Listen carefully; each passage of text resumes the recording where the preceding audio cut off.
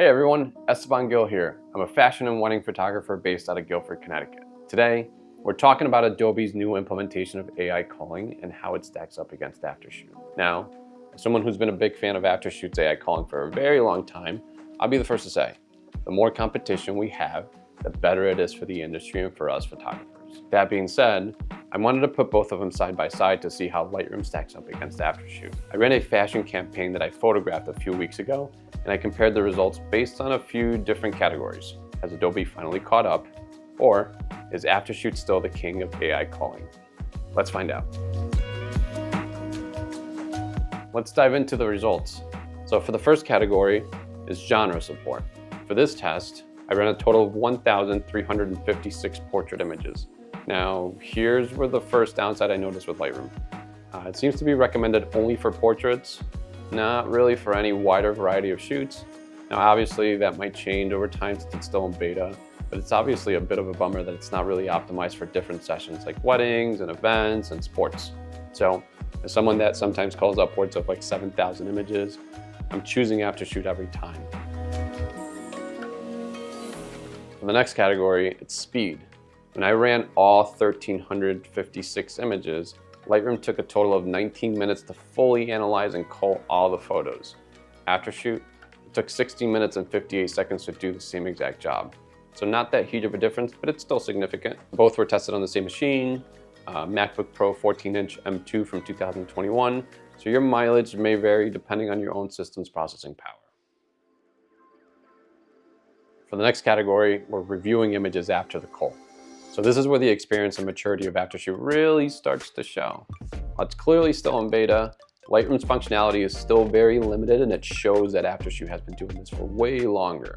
In Lightroom, you can view selected images in a grid and stack duplicates by capture time or visually similar images, which is a decent start, but that's pretty much about it. Aftershoot takes it way further. So you can view in loop view with key faces and duplicates, even like the duplicates in the same screen. So when I view my duplicates, I'm able to see key faces. I'm able to see any duplicate images and swap them out real time. You can also use survey mode or even spray cam mode, which is one of my favorite features. Plus, you can overwrite flags and stars for a much more customizable workflow, because everyone doesn't edit the same way or cull the same way. So having the ability to customize your workflow and your star ratings and your flags is definitely a big advantage that Aftershoot has. Advanced features. When it comes to the advanced features of both of the softwares, Aftershoot, again, in my opinion, comes out on top. Lightroom sorted as mostly focused, pun intended, on three main aspects: subject focus, eye focus, and eyes open. For the rejected photos, Lightroom can remove images of like documents, receipts, misfires, and exposure issues, which is pretty helpful, but it's still pretty basic. It's not really something that I'm going to use, especially for like documents and receipts. Now, Aftershoot gives you way more control. You've got the extreme cull mode, closed eye detection, a duplicate photo stack system that's way more advanced and easier to read, in my opinion, than what Lightroom is offering, especially since it's all on the same screen instead of having to stack and unstack duplicate images. And then you have like my absolute favorite feature of Aftershoot, which is something that I asked for a very long time, and they finally implemented it, which is the one-click cull and edit. So with that, I can get home from a wedding or session, import my images into Aftershoot. I hit one button, and I just let Aftershoot cull and edit all of my images automatically.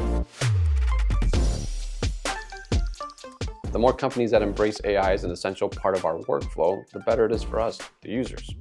So Adobe's made some pretty good progress, but I still don't really think that Lightroom's culling compares to Aftershoot's. With that said, competition will always push innovation, which is amazing for the industry. And I'm genuinely excited to see where this race leads next. And that's it for today. If you enjoyed the video, make sure to hit that like button, subscribe to the channel, and turn on the notification bell so you don't miss what's coming next. If you'd like to see more of my work or follow along with my day-to-day as a photographer, you can find me on Instagram at egophoto. Thanks so much for watching, and I'll see you on the next one.